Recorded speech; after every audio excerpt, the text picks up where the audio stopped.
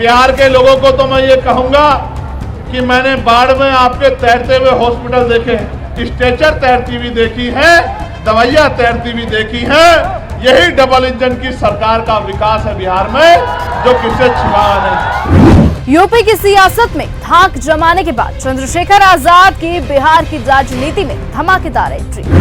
छिड़ गई दलित वोटों की जंग, बड़े बड़े नेताओं में मची खलबली। जैसे जैसे बिहार में चुनावों की घड़ी नजदीक आ रही है, वैसे वैसे राजनीतिक दल अपना अपना पासा फेंकने में जुटे हैं। और इस बार चुनावों की एक खास बात ये दिख रही है कि हर दल की पसंद है दलित वोटर्स, सभी उन्हें लुभाने में जुटे हुए हैं। लेकिन इस बीच बिहार के दंगल में दलितों के दबंग नेता यानी भीम आर्मी चीफ चंद्रशेखर आजाद के चंपारण की धरती से अपना चुनावी बिगुल फूंक दिया है और कहा कि स्वागत नहीं करोगे हमारा।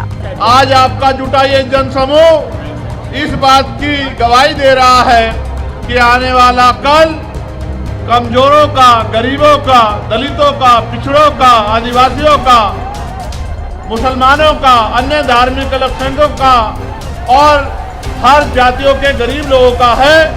ऐसा विश्वास मेरा आज आपकी संख्या के आधार पर यहाँ मजबूत हो रहा है। अब यहाँ चंद्रशेखर आजाद का स्वागत करने के लिए तो मानो हर पार्टी के मन में ख्वाब लिए बैठी है कि जहां चंद्रशेखर आजाद है वहां दलित फिर उन्हीं का नाम गुनगुनाते हैं। लेकिन असली सवाल तो ये उठता है कि चंद्रशेखर आजाद के आजाद मन में क्या है। वहीं इससे पहले कि इस बारे में सभी पार्टियां अपना अपना दिमाग लगाती, चंद्रशेखर आजाद ने खुद ही साफ कर दिया। चंद्रशेखर आजाद ने मंगलवार को मोतिहारी के मधुबन में एक विशाल जनसभा को संबोधित किया और इस दौरान भीम आर्मी ने सभा में न सिर्फ मुख्यमंत्री नीतीश कुमार और भाजपा पर करारा प्रहार किया, बल्कि ये तक भी ऐलान कर दिया कि बीजेपी और नीतीश को हराने के लिए वो किसी भी गठबंधन से गठबंधन कर सकते हैं। चंद्रशेखर ने सुशासन की सरकार पर जमकर हमला किया, साथ ही भाजपा जेडीयू सरकार को कटघरे में खड़ा करते हुए कई आरोप भी लगाए। बिहार की राजनीति में चंद्रशेखर आजाद की एंट्री से एनडीए घबराई हुई है, फिर भी मांझी और चिराग पासवान के दम पर खुद को पूरी तरह से कॉन्फिडेंट दिखाने की कोशिश जरूर कर रही है।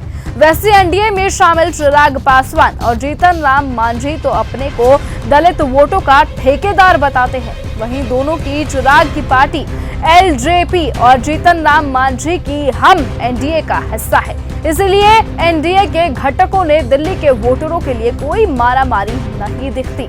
अलबत्ता मांझी और चिराग को खींचतान जरूर करनी पड़ेगी, पर दोनों का मकसद फिलहाल एनडीए को लाभ पहुंचाना है। मगर चंद्रशेखर आजाद इनका खेल बिगाड़ने की पूरी ताकत रखते हैं। बिहार के चुनावी रण में दिखेगी कड़ी टक्कर। बिहार में दलितों का दिल जीतेंगे चंद्रशेखर। यही वजह है कि महागठबंधन ने जोर लगा दिया है कि कैसे भी करके चंद्रशेखर आजाद से भी उनका बंधन जुड़ जाए और दलित वोट मांझी और पासवान के साथ खड़े होकर उनके खेमे में आ जाएं, ताकि उनको कड़ी टक्कर दी जा सके।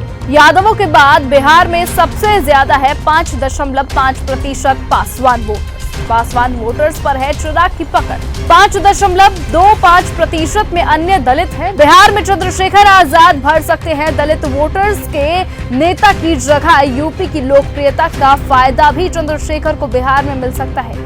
उनकी पार्टी का प्रभाव यूपी में देखने को मिल रहा है। वो युवा हैं और युवाओं में उनका क्रेज भी देखा जा रहा है। वैसे चंद्रशेखर आजाद जहां भी जा रहे हैं, सभी पार्टियां उनकी बढ़ती लोकप्रियता को अच्छे से समझने लगी है और जो किसी को नुकसान पहुंचा रही हैं तो किसी को फायदा। फिलहाल आप इस बारे में क्या कहेंगे? क्या बिहार में चंद्रशेखर अपनी छाप छोड़ पाएंगे या फिर नहीं?